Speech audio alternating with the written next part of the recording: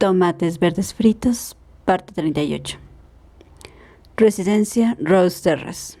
Antigua autopista Montgomery, Birmingham, Alabama. 9 de octubre de 1986. Evelyn estaba muy impaciente por llegar a la residencia aquel día. Había estado premiándole a Ed para que corriera más durante todo el trayecto. Entró, como siempre hacía, en el dormitorio de su suegra y le ofreció unos buñuelos, pero como de costumbre, su suegra no quiso aceptarle nada. «Seguro que me pondría a morir», dijo, «si me los comiera. No me cabe en la cabeza que puedas comer esa porquería». Evelyn se excusó y enfiló el pasillo en dirección al salón. La señora Trotwood, que se había puesto su floreado vestido verde, saludó a Evelyn con voz cantarina. «¡Feliz Año Nuevo!», dijo. Evelyn se quedó mirándola con cara de preocupación. «Pero, cariño, que aún faltan 3 meses. Aún no hemos llegado a Navidad». «Ya lo sé», dijo la señora Trotwood echándose a reír. «Pero quería adelantarme un poco a los acontecimientos. Por bromear. Todos están aquí siempre tan tristes, vagando de un lado para otro como almas en penas. En pena. Es horrible». Evelyn le dio a la señora Trotwood lo que le había traído. «Oh, Evelyn, ¿son los pestiños?» «Ajá, ¿recuerda que lo comentamos?»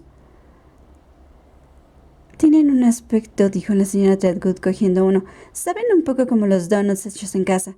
«Gracias, Encanto. ¿No has comido nunca donuts hechos en casa?» «Aunque hoy sí hay sitios en los que los hacen muy bien. Yo solía decirle a Cleo, si pasas cerca del Dixie Cream Donut, tráenos una docena para mí y para Albert. 6 glaseados y 6 rellenos. También me gustan los planos, que son como tortas, ya sabes. No sé cómo los llaman». Evelyn estaba ya que se mordía las uñas de impaciencia. «Cuénteme lo que pasó en el juicio, señora Trotwood». «¿En el juicio de Itchy y Big George?» «Sí». «Menudo fue aquello. Teníamos todos un susto de muerte. Creíamos que ya no volvían a casa, pero al final los declararon inocentes. Me dijo Cleo que habían probado, sin el menor asomo de duda, dónde estuvieron cuando se suponía que había tenido lugar el asesinato, y que por lo tanto no habían podido ser ellos. Y me dijo también que la única razón por la que Itchy no se negó a comparecer en juicio fue para proteger a otra persona».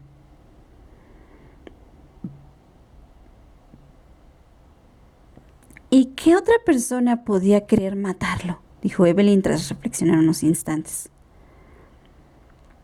«Mira, Encanto, no se trata de quién quisiera, sino de quién lo hiciera. Esa era la cuestión. Unos decían que había podido ser Smokey Lonesome, otros que Eva Bates y la pandilla del club de pesca, que bien sabe Dios que eran de armas tomar, además de los de la Peña del Hinojo. Cualquiera sabe. Además», añadió la señora Trotwood, «de la propia Ruth».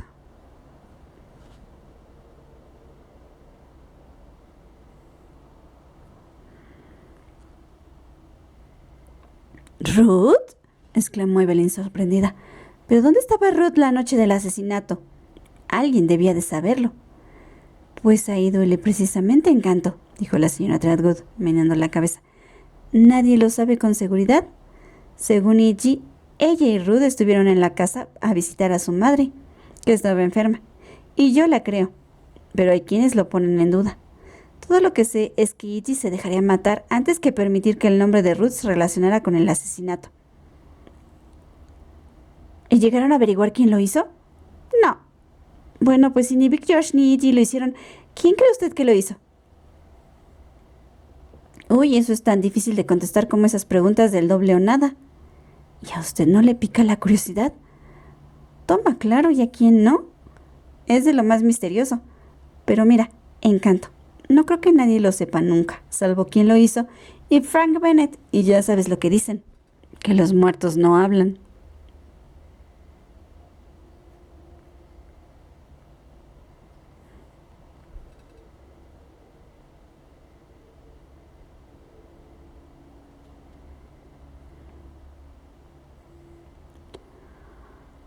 Hogar del hermano Jimmy Hatcher, 345, calle 23, junto a la avenida Sur, Birmingham.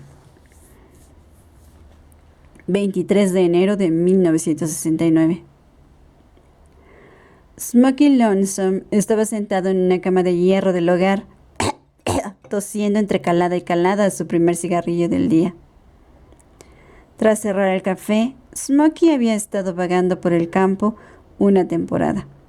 Luego encontró un empleo de pinche de cocina en el Streetcar Diner número 1 de Birmingham, pero le pudo más la bebida y acabaron echándolo. 2 semanas después, el hermano Jimmy lo encontró, aterido de frío, bajo el viaducto de la calle 16 y se lo llevó al hogar. Ya estaba demasiado viejo para ir vagabundeando. Tenía mala salud y apenas le quedaban dientes. Entonces el hermano Jimmy y su esposa lo asearon, le dieron de comer y consiguieron que el hogar fuera lo más parecido a un verdadero hogar para él durante aquellos últimos 15 años. El hermano Jimmy era un buen hombre. Había sido también un borrachín, pero en sus propias palabras, había recorrido el largo trecho que separa a Jack Daniels de Jesús y había resuelto consagrar su vida a ayudar a los desheredados. Puso a Smokey al cargo de la cocina, que básicamente se nutría de sobrantes de alimentos congelados procedentes de donaciones. Barritas de pescado rebozadas y puré de patatas liofilizado eran la base, pero nadie se quejaba. Cuando no estaba en la cocina o borracho, Smokey pasaba el día arriba, tomando café y jugando a las cartas con los demás. Había visto muchas cosas en aquel hogar. Había visto a un hombre, ya completamente derrotado, encontrarse allí con su hijo, a quien no había visto desde que nació.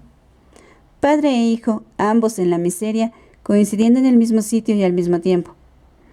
Había visto pasar por allí hombres que habían sido médicos con dinero, y abogados, e incluso a uno que había sido senador por Maryland. Smokey le había preguntado a Jimmy cuál era la razón de que hombres así se hundieran de aquella manera. Yo diría que la razón principal es que la mayoría de ellos se han sentido desilusionados en uno u otro sentido, dijo Jimmy. A veces por algún desengaño amoroso, quizá por haber perdido una mujer, o por no haber tenido nunca la que ellos querían, o simplemente por haber perdido la brújula.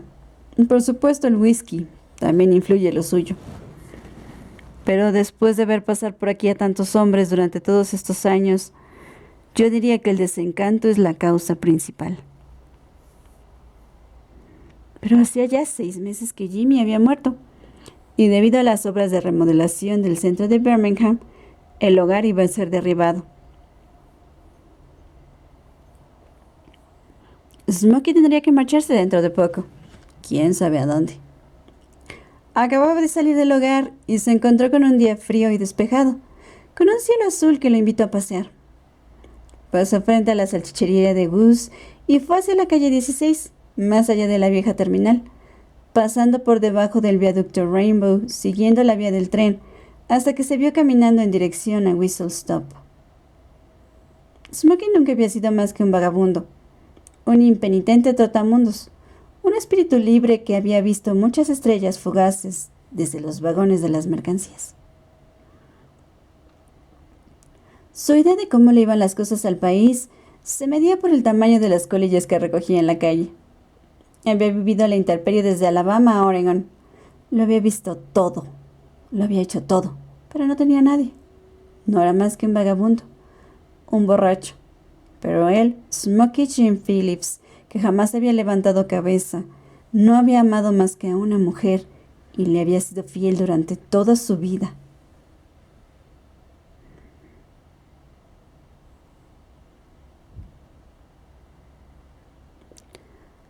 Ciertamente se había acostado con mujeres de toda catadura en pensiones de mala muerte, en pleno campo o en las cocheras, pero no había amado a ninguna de ellas. Para él no había existido más que una mujer. Se había enamorado de ella desde el primer momento en que la vio, allí de pie en el café, con aquel vestido de organdí estampado de lunares, y nunca había dejado de amarla. La había amado incluso borracho, vomitando en el callejón trasero de cualquier tasca, o medio muerto en alguna pensión infecta, rodeado de tipos llagados, con ataques de etilismo agudo, gritando y quitándose de encima imaginarios insectos o ratas.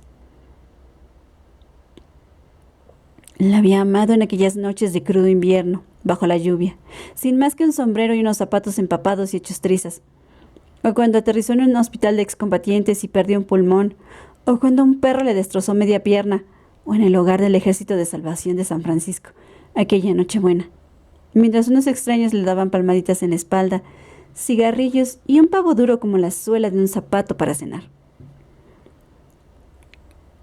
La había amado, echado allí en la cama cada noche. En el hogar, sobre ese delgado y desgastado colchón procedente quizá de un antiguo hospital, viendo parpadear el luminoso de color verde que proclamaba Jesús es la salvación, y oyendo el ruido que armaban los borrachos abajo, estrellando botellas contra la pared y pidiendo a gritos entrar para no helarse afuera. En todos aquellos malos momentos no tenía más que cerrar los ojos para verse entrar en el café y encontrársela a ella allí, sonriéndole. Podía reproducir mentalmente muchas imágenes. Ruth riendo con Ichi, de pie en la barra, abrazando a Muñón, echándose el pelo hacia atrás. Ruth con mirada de preocupación cuando se hizo daño. Smokey, ¿no crees que necesitarás otra manta esta noche? Han dicho que va a helar. Preferiría que no te marcharas así. Nos dejas muy preocupadas. Nunca la había tocado, salvo para estrecharle la mano. No la había abrazado ni la había besado, pero solo le había sido fiel a ella. Habría matado por ella.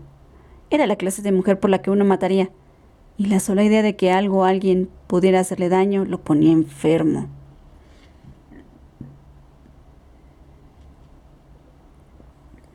En toda su vida solo había robado una cosa: la fotografía que le hicieron a Ruth el día de la inauguración del café.